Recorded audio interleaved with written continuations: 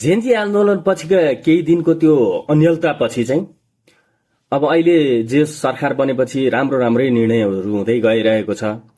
अझ यो मन्त्रीमण्डल बनेको मन्त्रीहरूको अनुहार हेर्दा र मन्त्रीहरूले गरेको निर्णय हेर्दाखेरि धेरै आशा लाग्दा छन्।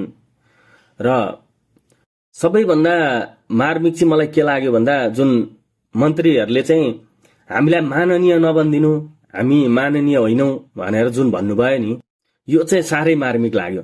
किनभने उहाँहरूले बुझ्नु भएको छ यो देश त्यही शान शौकत, त्यही वरिपरि चाकडी राख्ने, सेना पुलिसहरू राख्ने र एकदम आफूलाई चाहिँ पावरफुल देखाउने जुन सोखका कारण धेरै नेताको यस्तो सेखका कारण यो आन्दोलन र यहाँसम्म आइपुग्नुमा त्यो एउटा कारण पनि थियो। यो बुझेका हाम्रा नयाँ मन्त्रीहरूले त्यसैले आफूलाई माननीय नबनिदिनु भन्नुभएको होला, खुसी लाग्यो। र पुराना दलको छाट हेर्दाखेरि यो आन्दोलन सही थियो भन्ने कुरो अब पनि प्रमाणित हुँदै जाँदैछ। हेर्नुहोस्, यो देश यस्तो अवस्थामा पुगिसक्यो, योसम्म हालतमा पुगिसक्यो, यसका कारण को हुन् भन्ने कुरो पनि जनताले चिनाइदिइसके।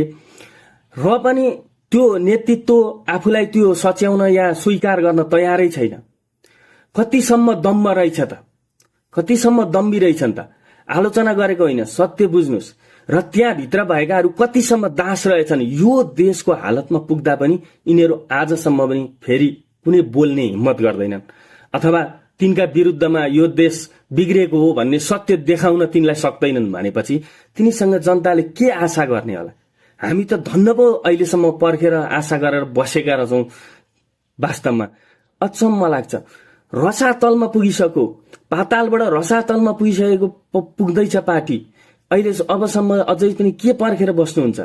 कम्तीमा हामीले त देखे भएकालाई ती पुराना पार्टीप्रति पनि माया छ, तिनीहरूको पनि रहिरहोस्, जागोस्, तिनीहरूको पनि भोलिका दिनमा सही सधैँ मान्छेहरू त्यो पार्टीको नि झण्डा बोकेर आउन सकोस्, जनताको मन रिजाउन सकोस्, हैन, देशको नेतृत्व गर्न सकोस् भन्ने अझै पनि चाहना छ नि जनतामा। तर सही व्यक्ति आउनु पर्यो, सही नेतृत्व आउनु पर्यो। तर त्यति पनि विरोध गर्न सक्ने क्षमता नभएकाहरूलाई धन्न विश्वास गरेका छन् जनताले, हैन त।